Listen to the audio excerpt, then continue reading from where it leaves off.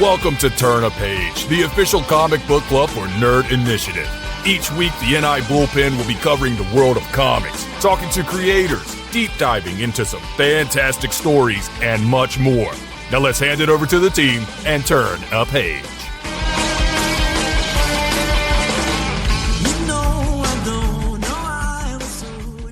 Welcome to a very special edition of Nerd Initiative's Turn a Page, the comic book club where we deep dive into your favorite stories and issues you need to go pick up at the shops. And this is a very monster episode because if you have not had April 3rd circled on your calendar, we're getting to the comic shop and picking up The Return to Twilight City. You are doing something wrong, folks.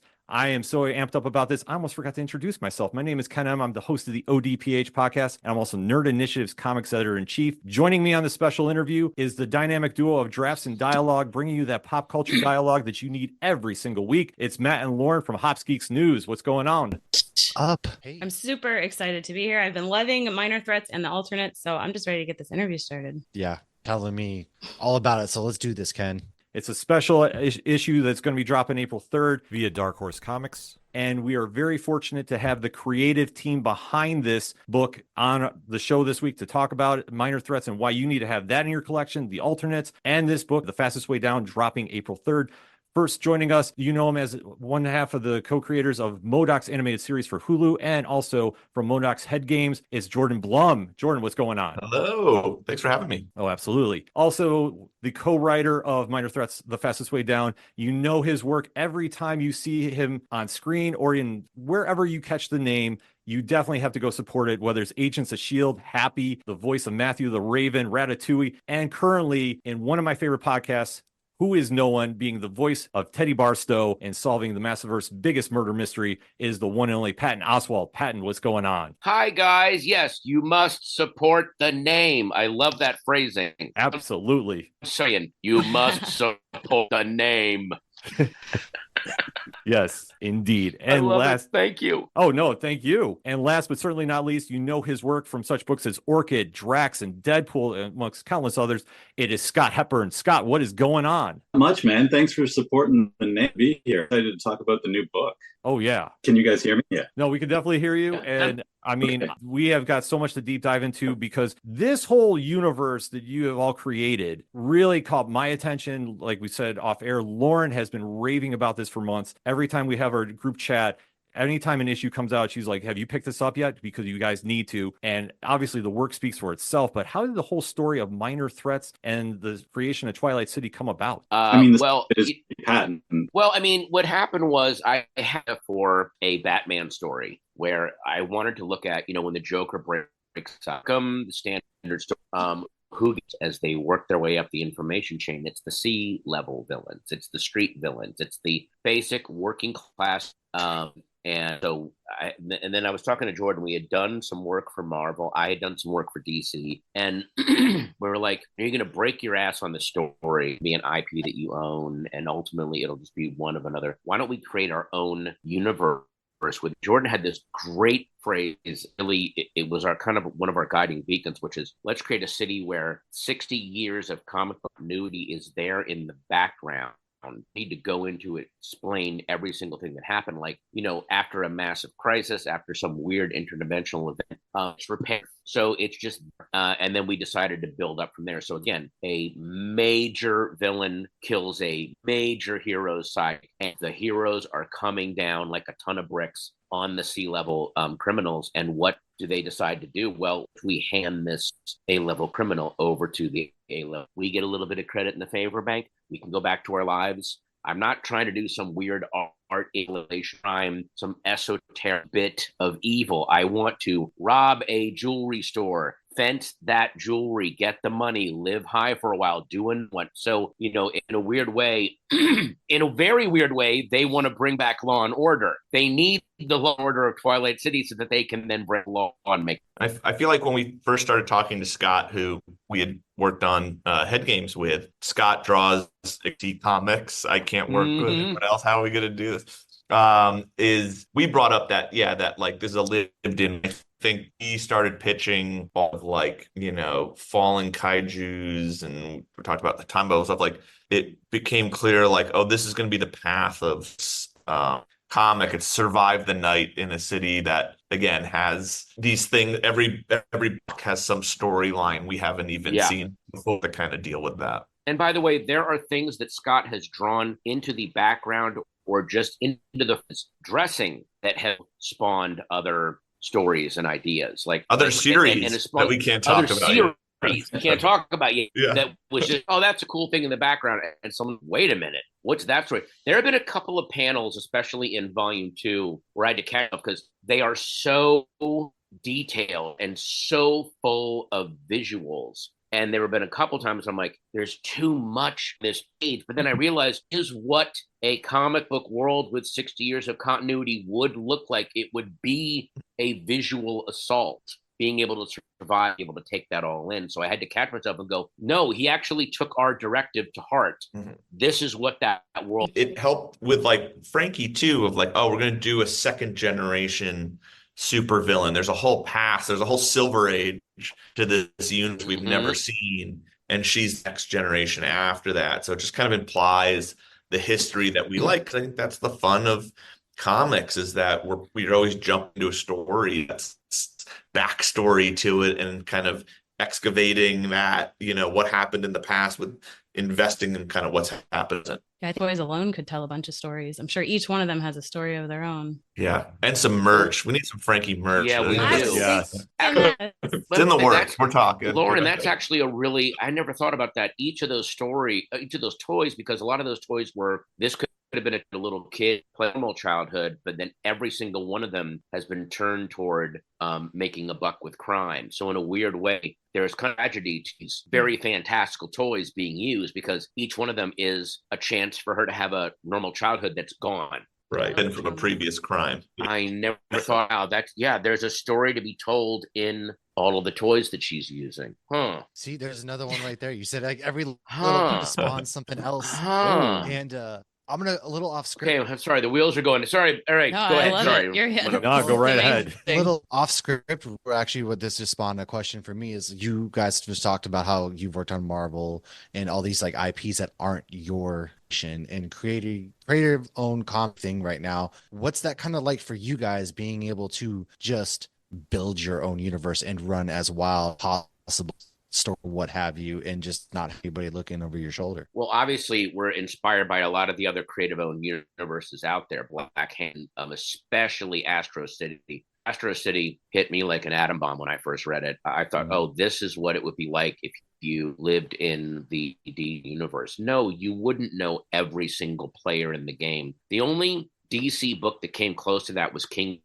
Suddenly 30 years in the future, know half these characters because the world is going so quickly, I can't keep up with what's going on. It was a weird visual analogy to older, and you look at the cover of Rolling Stone or Spin or People magazine and go, oh God, I don't know half these people. What is going, oh my God. We wanted to have that. Obviously, Jordan and I are very, very circumspect about what goes into our universe. We want to build it, but we to give a sensation of, oh, it's out of control to someone looking at it. There's much too much. And again, not to harping Scott as the artist, very, very easy. There are just so many details going on. And I think it really makes them feel a little uneven under the reader's sake. Yeah, Scott, from a design point too, what was it like kind of starting from scratch? It's the version of the job. It's a little daunting to realize there are no templates and there's no model sheets to start with. You know what I mean? The entire design, guys. So to even begin the book, there's a dozen characters and 5 major environments, an overall design aesthetic for this neighborhood versus that neighborhood, and this type of clothes people have, and this kind of, there's classes, there's like within superhero strata, there's different ages of superheroes and what that would for their scenery, and like success rates of villains and heroes, and what that would mean for, are they living in a suit that they've had since, is this a kid who's like sort of emulating an older hero that they saw and twisted in some way? There's a lot of juggling of that stuff, but that's the fun part of designing things. I kind of don't draw Well, anything with it through different ways. Yeah. Yeah, and there's a lot of visual shorthand in terms of, as you were saying, the different generations or supervillains. There's a point of pride and defiance in still wearing your supervillain outfit, even though you've been arrested multiple times. You're now out on the street. Whereas Frankie's from the nation, which is like, I don't need to wear it. Wore it, got me in jail. I'm, so, and in a weird way, that kind of goes along with a lot of flashiness in the criminal younger generations that are like, no, actually play it. The more low key you play it, the more money you make, the more power. So you see those different generations clashing with each other. It's how, Frankie and Brain Tease kind of butt heads a lot of the times, because he is still in that late 60s or 80s. You have some flash and some pride in this. And she's like, will you shut the fuck up? I think the big ones from, we've read superhero comics our whole lives, and there's always that story that no one's touched yet, right? That is like during this. And I think for us, it was, we love these goofier Silver Age, Bronze Age villains, who were just meant to be the villain of given these kind of silly gimmicks, and they were gone. And then the Green Goblin comes back for a big major fight. And well, who are these people, and what is reality and real life? Taking something that is so kind of big and flashy and kind of goofy, and trying to find like you put on a costume to rob jewelry stores and understand kind of the emotion and pathos behind that was like one change. But yeah, what if we focus in the gutter with these characters, that no one really ever spends any time with? Yeah. Now, since we've seen so many different variations between Marvel, DC, and the boys, and this goes more into creating your own. So you guys came up with some very unique superpower. So how did some of those superhero powers come about? And Scott, how was that getting to draw these powers for the first time? That's like, what is the design of a character is visually, how do their powers manifest? If they are project, do they or by propulsion, or do you know what I mean? Like, is the ground lifting underneath them? You have to make a decision in one way or another. And once you start thinking, once you start putting logic behind one, say it's levitation, then that means this kind of costume should be billowing rather than this, or like it just, there's like logic to the design steps that follow from it. It all feels like more organic or more logical steps. Like I try and think of like, this person didn't just pick up a costume from where they response to what they needed a costume to be. Yep. And I mean, sometimes there's like just what's a fun looking thing, but as I try and have the function of this character's abilities or refit in the instances. Mm-hmm. I think like Edna Mode. I think we're also referencing so much to minor threats. We want you to be thinking Flash's Rogue, or again, those Spider-Man villains or Batman villains. Like there's an era that the power them reflect.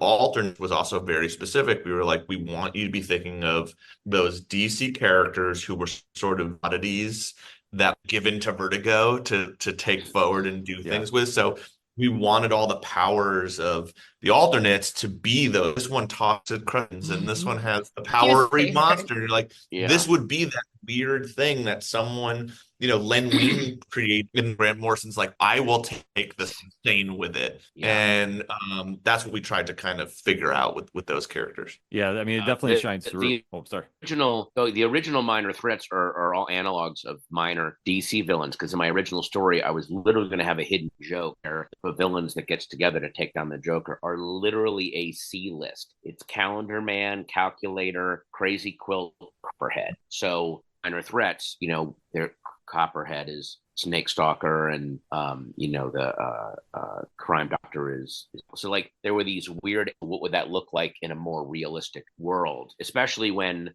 we gave them way more personalities. Force of they've each got their own problems, and how does that affect their design? Scalpel, she's a supervillain. I'd like to bring some couture, for God's sakes. I have expensive tastes, whereas Brain Tease is very much I'm Brain Tease, brain helmet to show these are your, like there's different the costumes kind of reflect the personalities. Brain Tease weirdly reminded one, but it was like a calm the way he's like thinking and calculating things, like from the books, not from the cartoon or from the show, but how he's just like, well, all these noticing all these little things, putting them together, but it was like a comical version with an ego, because obviously Thrawn also is not very ego in the book. I think that from like when you have someone like, what challenge can we throw at him at this issue, and how do you always embrace comics as visual medium of like, I can tell you someone things out, but wouldn't it be cooler if I showed you his point of view? Or the same thing with Scalpel and how she diagnoses things, like that was really the cool. beauty of like, let's embrace the medium, and also Scott's going to take whatever little idea we have and explode it into something way better anyway. Right. It's a comic book it's a story for being a comic book. Like there's other ways of interpreting storytelling and whatever, but we are very intentionally using the medium of comic books for the strengths and the things that it can do best. We're not storyboards for a cartoon. It's a medium of storytelling unto itself that is kind of very powerful in that you can limitless budget and unlimited scale of what you want to do visually, or the complexity is as much as you can cram in to the page. And the audience controls time in a way that other mediums don't. So you can something like hours looking at individual pages of comic books that I love from childhood, and almost like anchors that story in your brain deeper, because you've had this like single thing that you love so much just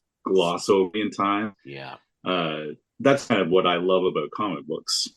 That's a really good point, actually. Yeah, because it's not like we're simple, and if something catches your eye, and then it's going to lead you to everyone else on the page. And I think that's one of the things that it does really well. It spoke about viewpoints. In both Minor Threats and Alternates, you guys switch up the viewpoints of a lot of the characters. Were there any viewpoints that were easier to write or draw compared to others, or that were just more relatable to each of you guys? I think there were surprises. Like Scalpel ended up being a character that I didn't think was going to be sympathetic, or like we didn't have all the backstories. We kind of we wanted you to meet these characters as types you think they are, and then to their POV, you get a chance to kind of get in their head and see where they've come from. And I think that was surprising for me. What about you, Patton? Were there any that you were a little character? Yeah, I mean, we kind of went out of our way because we wanted to keep attention on the team. Oh, no one can really be trusted. So we really made Scalpel and Brain Tease kind of hateful characters in that first issue. They're not likable people at all. They're very petty. They're very opportunistic. And then when we went into their background, you realize, the reason that they're reacting to horrible things that have been done to them, and they're also reacting to some horrible choices that they've made. And I was very surprised that I actually am rooting for Brain Tease, even though I went out of my way to write him as the biggest dead on the planet, and then you're rooting for him. But you, Scott, is there one that you were like, I didn't think I'd love drawing this character as much? Well, I think you could, with my secret favorite character. I don't think we should reveal that just yet. We have a new book coming out that everyone will fall in love with. I'm sure it gets announced, but I just the open world. Just looking at how we construct this, I haven't writing, and to have Jordan and Patton be such experienced writers, and to see the pursuit of Ming and adding layers to it isn't about like mapping everything perfect from page one. It's about learning the characters and building out meaningful story to accommodate it, and really eye-opening, and making me think of storytelling in a whole different way. And the design stuff that I get to do, just thinking about how to like twist the knife a little bit on things to like elevate what moments we're building, and like maybe we didn't think of this moment from the early issue as significant it could be, but in the light of what's happened now, we see some character dynamic that's grown from it, and some new character angle, and the way that we're sort of like organically growing our stories together is I don't even remember, but that's where it's been far for me. Well, I'd love to say we have a master plan and we are executing it perfectly, but I think what the first story was really interesting when we started volume 2, the fastest way down, where it came so organically out of the characters and where we left them, and pieces of story we didn't get to created new story. I think a lot of people really liked the character of Snake Stalker, who was the one character did not get his flashback issue, and I think fans of that character will be very excited by what happens in volume 2, and that even though he is continuing in a big way and it ended up becoming this big kind of plot engine, but out of an emotional place of, we love this character and there's more to him and we get to see. I don't know, it's been one of the most organic processes ever, and then it feeds off Scott's art, which feeding and back and forth, and been really fun to kind of stay loose while still having like a map along the way. So you can very reassuring to listen to interviews with like Vince Gilligan and Noah Hall. They talk about this, and it's like, we had no idea where this would end up, but we had something in our mind, and then we realized we went, oh no, be different. So like apparently the whole thing bad was something that they did not see coming. Same with every season of Fargo. Like sometimes the path is walking, and that's what happens to us a lot of times when we're writing. Because you learn more about the characters. Well, yeah, I mean, I think that's what makes for the best. It's the same. Plan anything, you're not going to get the results you necessarily want. Whereas if you just are like, all right, Jesus, take the wheel, for example, and see where we take this. And I think you guys have just talked about here, it's grown very organically and it's wicked good. Not to get too hoity-toity, but very much like Pigeon Pete's app in the first Minor Threats. We knew we had a destination. We knew we were always going to get right to Stickman and what's going to happen when they found him, but open how we get there and what they encounter along the way and what that reveals about them. So that was a really cheesy way to answer that question. Speaking of volume 2, Jordan, you actually made a comment comparing Minor Threats volume 2 to Godfather 2. A big comparison for only in quality. Just in quality. First I was like, wow, that's big ambitions. And then we actually got to have a little preview, and I agree with you. Oh my God. Well, thank you. No, I was not comparing quality, more of like structure. I understand. Once I don't think you're too big for your britches, but my but I think question. Go ahead. Oh, sorry to ask your question. I didn't mean to jump in. I was just going to ask, had any mafia or mob kind of in writing this story, but I want you to go ahead and say what you were going to say as well. Yeah, well, it was going that way where we are huge movie nerds. Patton and I specifically will derail most of our writing sessions to watch something that gets us really excited. Yep.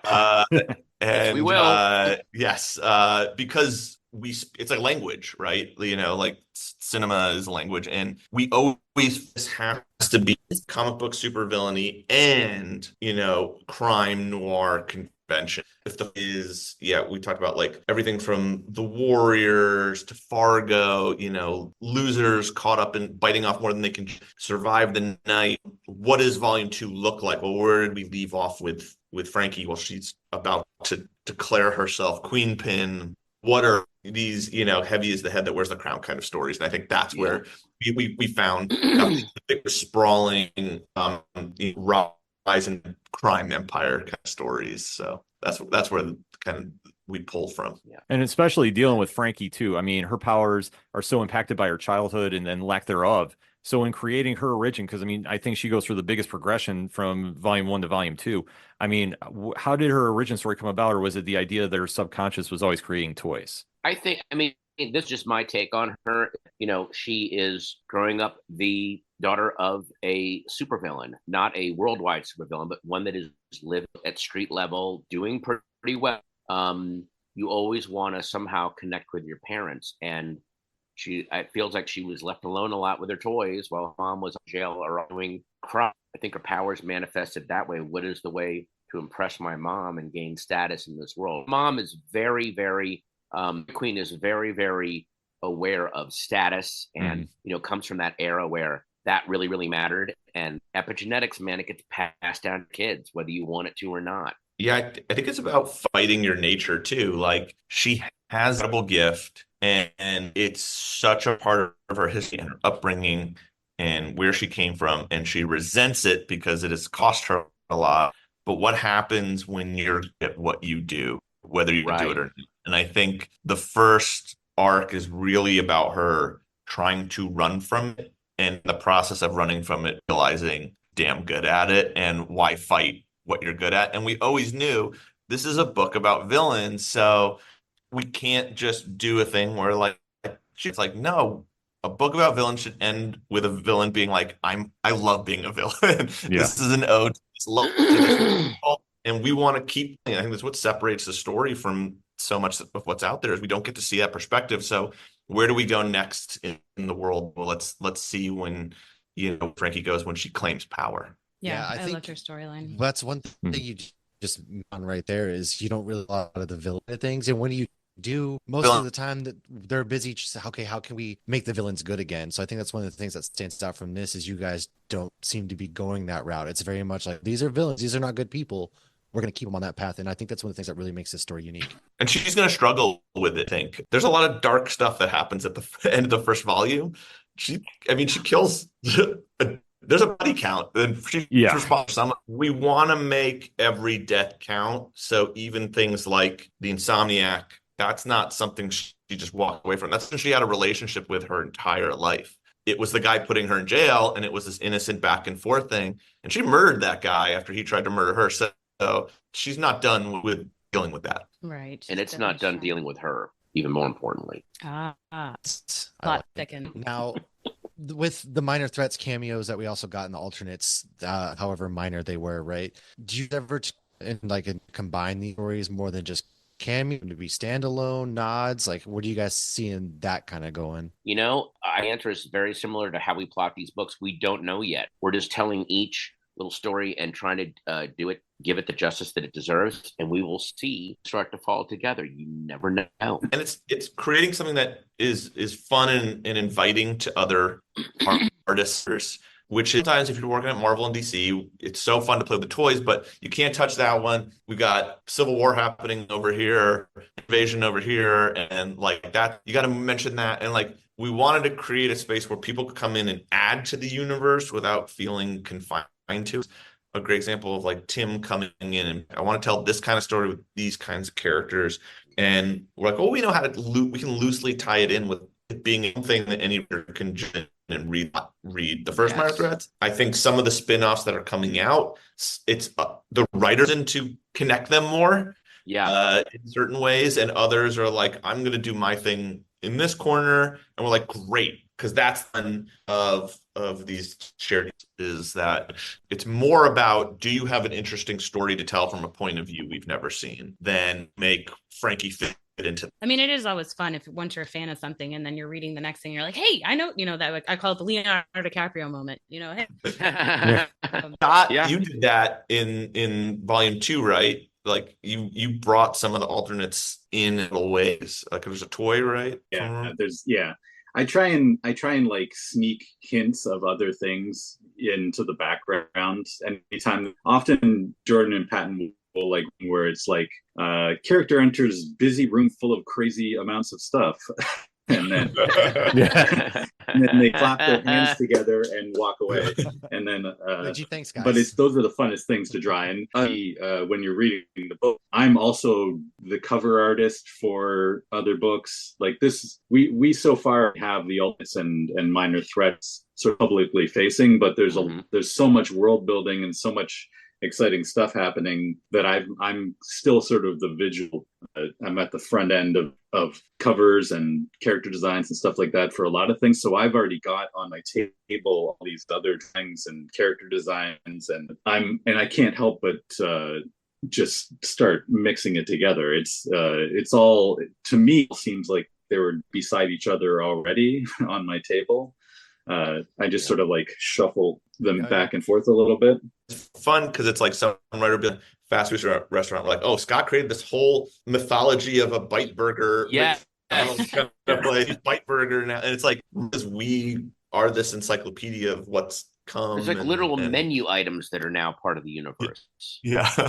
Best. We're gonna have a pop-up menu somewhere that'll be an installation. Yeah, we need Dark Horse Barstool Burger pop up at Comic-Con. Scott, do you ever try? So, like you said, they just kind of like, here, there's stuff in this room. Do you ever throw like Easter eggs and things, or just say like, I mean, we it's can pay only out? Well, do you ever like play with Jordan and Patton at all to be like, all right, let's see if they catch this one, catch this one of this. well, I'm kind of making it up as I go, and those guys pour over everything, so there's no sneaking anything past them. But like I'm filling rooms, and there's a prison yard, and there's a bar, there's a bell, and there's a rich villains clubhouse, Soho House type environment that's got 100. You just can't help but start self-generating little backstories and connections to things, and like, oh, these three kids have this similar helmet because they probably did this thing together, and that guy's missing an arm from the time that this happened to him, and that other half story that I thought of earlier. I feel like Scott, like you'll also bring his back. So like, we never asked for cats to have super long tails, but there's clearly some story of something that happened to the cats, or they're these, dead husks of what looked like some sort of poison ivy invasion just littered everywhere that were never scripted, that Scott's like, oh, there's a whole storyline that happened that Scott added to the city that keeps up. Yeah. So it influenced stuff where we loved that there were background side storylines going on. So for volume 2, we just gave like, go over super crime. She waged a war against magic, but we'll never see that story. So there's all these little subplots of like people fuming Aries and stuff. Like they're removing magic from Redport, and we don't know why. We don't know what. Frankie's beefing. Hopefully there's time to tell that story down, but we loved giving like, okay, now Scott can add weird magic removal in the backgrounds, even though it has nothing to do story going on. Yeah. But it also plays into like a good balance to the story. Cause I mean, obviously a story about villains, it is a little dark. I mean, some of the subjects, obviously you're dealing with prejudice against metas, people are getting killed, but you guys do find a way to place good humor moments in the story. Like, does that come real organically, or do you get to a point where it's just like, okay, we just got to kind of lighten the mood up here just for a sec? Patton takes this stuff pretty seriously, so we push him to put No, I mean, I think that a lot of times, I think it's a very, very human thing that when things are very violent and very dark, we will go to humor. And so a lot of times we're not funny. We're doing it to show this is how people deal with stress. You see a lot of times in volume 1, when people, it looks like a one dead, and people, they're kind of joking about, well, it's one less person to split the money with. Like they are just confronted with horror and tension. Hey, that's your only real. And I think it's a little bit of a response to this idea that, kind of spawns out of like Man 66, that we should be ashamed of the cynicism of superheroes, and superheroes should be grim and dark and serious all the time. And my favorite stories are those ones where like, let's celebrate the silliness and craziness of this while still telling, very adult or even just very story. So I think we all celebrate the craziness of comics and wear it on our sleeves, as opposed to like, they wear costumes, but they're really serious people. And Batman does his taxes too. I love the insanity of that. We got to come up with something this week. So that's why Bizarro exists. And, that stuff is so fun. So we want to be just as fun as those Silver Age, but still, we're telling a little more of a crime noir. Yeah, because I mean, it definitely shines through the writing and the artwork too. Because like I say, there's just so many different elements going on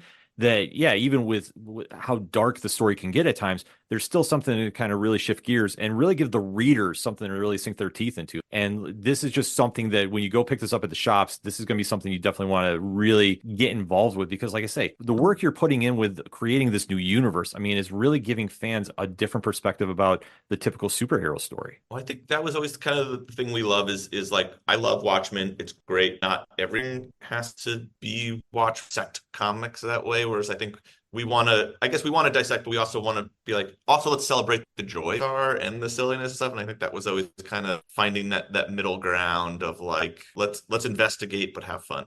We rule. Yeah. So I have, this question's kind of a silly question. I just kind of wonder it when I'm reading comics. So anytime I'm reading like Batman or Wolverine curse word, even if it says "free" on the front, is that nice to actually be able to insert your own curse word and actually write the curse word I also love, again, the format of comics where there's been times where I wish it was just like squiggly lines and dollars. Yeah, where I there's kind of something like, miss those because in a way it makes your mind rise to the occasion and go, what's the worst thing I can say here? See, I go full like Billy Butcher, and so sometimes I feel like Yeah, it's weird. I mean, it's once you get, it's almost like have freedom thing, then it's not that fun anymore. Like you need those restrictions to push against because then it feels dangerous. Yeah, I think at the same time we sound like they are in Breaking Bad or like these are criminals and they're not good. You know, this is how everyone talks in that. We wanted them to at least feel like they really exist in a crime world. Yeah, that makes sense. It's like when you're. Oh no, go ahead, Lauren. Go ahead. It's like watching the Arrowverse, like when the bad guys are like, "Screw you," you're like, "A bad guy's not gonna say that." That's what I was about to say. Like comic books are silly and fun. This makes me think of just like that. It was like their whole thing is they don't cuss, so their whole is like, "Oh darn," and they're just embracing the silliness. Again, comics are just that weird way. That was Omar Little on The Wire. His whole thing was he never cursed, and he shied people for cursing. Right. That's right. It was just this weird thing of like, hey, you don't need to be cursing. You know, he's saying those words out of that pretty little mouth, and then he kills 90. Yeah. But he was polite about it. Speaking of The Wire, I do have one lot because this has been sitting in, you guys are all, like you said, are big movie fans and you watch things to get you guys hyped up. Is there a hype movie to get you just kind of whatever you're feeling at the moment? We draw some from so many sources. I mean, I think every source we draw from draws from so many sources. So, you know, it's a patchwork for us of shows like The Wire, of comics like Suicide Squad, of movies like Godfather or Layer Cake. Layer Cake is a huge influence on me of the kind of tragedy of let's bring business acumen to our crime endeavor. It's like, guys, this is not you're in the wrong world right now. Right. Like, I just love that feeling of it. Also a great movie, Killing Them Softly. Very, very underrated movie about exactly how the criminal underworld works. Yeah, I would say what's real is I thought I was a cinephile, and then I met Patton, and he has taken up my education, and he's shown me all these noirs from the 50s and 60s, and I feel like that gets really filtered in as well, like seeing these old kind of crime capers. It's ever expanding, but then we'll also pull from like, you know, a Silver Age Justice League book. Yeah, there's a movie from the late 40s, one of Don Siegel's earliest movies, Don Siegel, who made Dirty Harry, and called The Lineup, with Eli Wallach in there. It kind of sums up this whole world, which is if you're going to live outside the law, you've got to be honest. Scott, which was such a great line. It put a Bob Dylan songs. That's how great that line is. But that's kind of the whole basis of this. Yeah, I was going to wonder, Scott, do you pull? We haven't ever talked about your kind of crime movie, TV stuff. Like, does anything influence you, or do you go more from the superhero world? I mean, I guess my influence are probably pulled more from other illustrators, but I love. I think if you went through, there's a maybe amount of Wes Anderson sort of compositions throughout Minor Threats. More in the like we pluck to like a wide stage shot, like a 1-point perspective where we're really seeing everything on a midfield and it's like volume of detail. I planted those throughout, like often when we cut away to a new fun big sort of environment, but a lot of new visual things to take in. I've put it on like a Wes Anderson sort of shot. Love that. But you know, my write a script and then I draw it for like 3 months. So my I don't have like a hype movie exactly because it's you know, weeks and weeks and weeks of doing it. But I definitely go through, like I'm rewatching The Wire right now. Nice. However it takes to fit about the specific details of The Wire is how frequent The Wire. But me and my wife love the 4 seasons because she's seen any of it, which is wow. I can rewatch Once Upon a Time and once a week. I love it so much. Love that. Just how I love movies where you're just in a world and you don't really see what the plot is until movies are great like Everybody Wants Some or Dazed and Confused, where you're just in the life of these people and then you get an overview at the end of like what the character work was. Nice Guys I just watched again. Oh, that's a great Why movie. didn't Nice guys make $100 million. We get 4 more Nice Guys. I was gonna movies. say, like, if there's a movie that deserves a sequel, God. we need another Nice Guys. Yep. Like, Russell Crowe, There's no Gosling. need. Oh my like God. they could jump into that anytime. Yeah. The tone of Nice Guys is very similar, I feel like, to what the world, our main title anyway, the sort of like energy and the like gritty sort of like just real world boots on the ground, like working stiff, like knocking heads and trying to like do their job of like collecting paychecks. It feels very similar to me. Maybe not in power, but I think it makes a lot of sense. Like looking at the artwork that you do, for me, it's like, it's very colorful, but there's also like a classic retro vibe that kind of throws back to some of these. I kind of talked to, like, Wes Anderson has a very refined like palette that's, you know, it's almost grainy without being grainy. And I think the things to notice from looking at when it does feel like a comic book, like a classic, there's a love letter to the 60 plus years of comic book history in there. And that's the vibe that I definitely get from your work for sure. Oh, thank you. Yeah. I mean, what I love just letting my brain saturate in all of these influence and then wipe it clean and see what happens. Like, I'm not intentionally trying to make it pull from one place or the other. I'm just, whatever my experience and like influences are, just come out in an organic way of what I want to see page. Yeah, it's been a lot of fun. It's my favorite job I've ever had. Me too. Yeah. Well, before we let you go, one final pitch for anybody that does not already have this ordered in their pull list for April 3rd. Minor Threats, The Fastest Way Down. Why should we, the comic audience, go out to the shops and go get this book? It picks up where the last one left off, but it's also a good entry point, which is it continues to examine the world of super villainy, but now we get to see Frankie rise to power, and it's her struggle to maintain it. And there's a lot of issues from volume 1 that follow her, some demons, some new characters that we have the action, which is a kind of shitty Teen Titans, I guess is the best way to pitch them. That's exactly what they are, shitty Teen Titans. They're shitty Teen Titans who buying the store Brain Tease and Frankie have sold about the death of the Insomniac. So there's a big mystery of who really killed the Insomniac. Threatens to unravel everything that Frankie's built. There's new relationships. There's a romance that we don't want to spoil. And it's Scott just being pushed further and drawing the hell out of this book.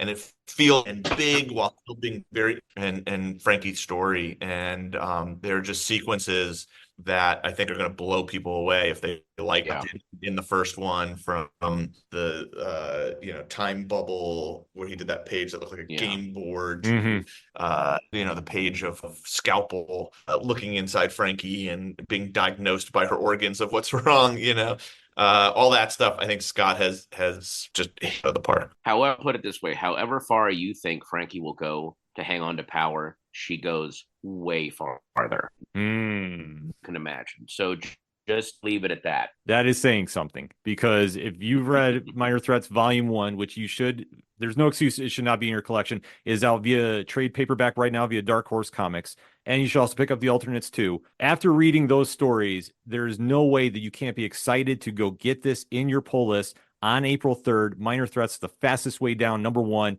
You definitely want to have it, because we're going to be talking about it on Nerd Initiative social media. Trust me about that. In fact, I think we're going to be doing a little turn a page preview episode when we deep dive into Volume 1 for last week of March there. So stay tuned for that.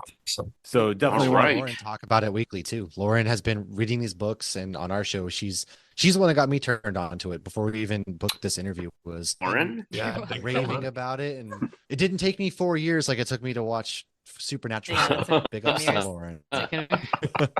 No, Lauren has been champion. Old Man Logan, and I even mailed you the first trade back. Look, that's the 5th year. We're doing this show for until years, July 26th. But no, yeah, thank you to Lauren for turning me on this book, because I'm glad she did. Then thank you guys for creating something so bad, man. Seriously. Yeah. No, Lauren. Thank you for letting us come on your show. Oh, my gosh, of course. Oh, thank you. Please come back on too. After this book comes out, we definitely have to talk some deep dive into this one. All right, we'll come back and we'll talk about Volume 2 for sure. Yes, thank you. wraps. So, like I say, the information to order this book will be in the liner notes, as well as links to follow all three creators on the social medias, because you definitely should. And when this book comes out, definitely hit us up on nerdinitiative.com and let us know what you think about it. But trust me, you're not going to want to miss this when it drops. And definitely want to thank our guests for coming through, Jordan, Patton, and Scott. Thank Matt and Lauren. Obviously, you catch them each and every week on Hops Geeks News and on nerdinitiative.com, where we kick off new comic book day coverage every Tuesday and Wednesday, 8 or 9 a.m. Eastern Standard Time, for new comic book day reviews and so much more. I've been your host, Ken M., and we'll end it like we do on Turn a Page, as we always do. When you have a great issue in your hands, such as Minor Threats, the fastest way down, #1, and you see somebody struggling at the comic shops to find something, hand yours off to them. Tell them turn a page. We'll see you next time.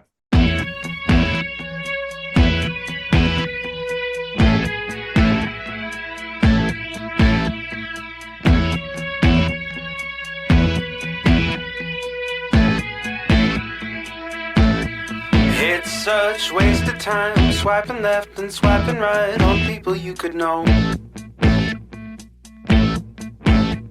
'Cause anyone who's worth a damn be worth way more than a picture could ever show. You could find the right light, find the right angle, and never find your soul.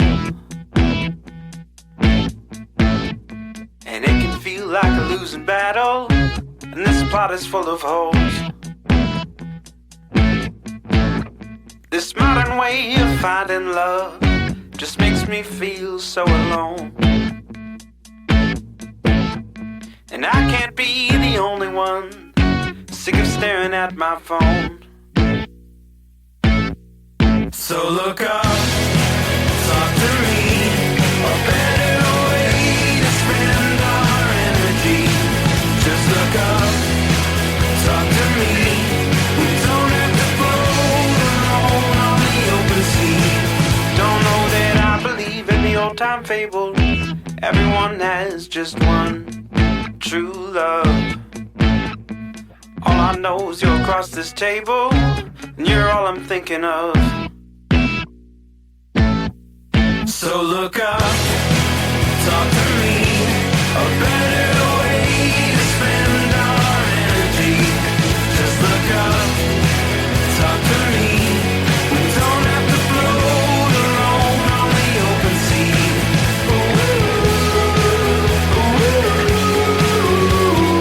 Talk to me.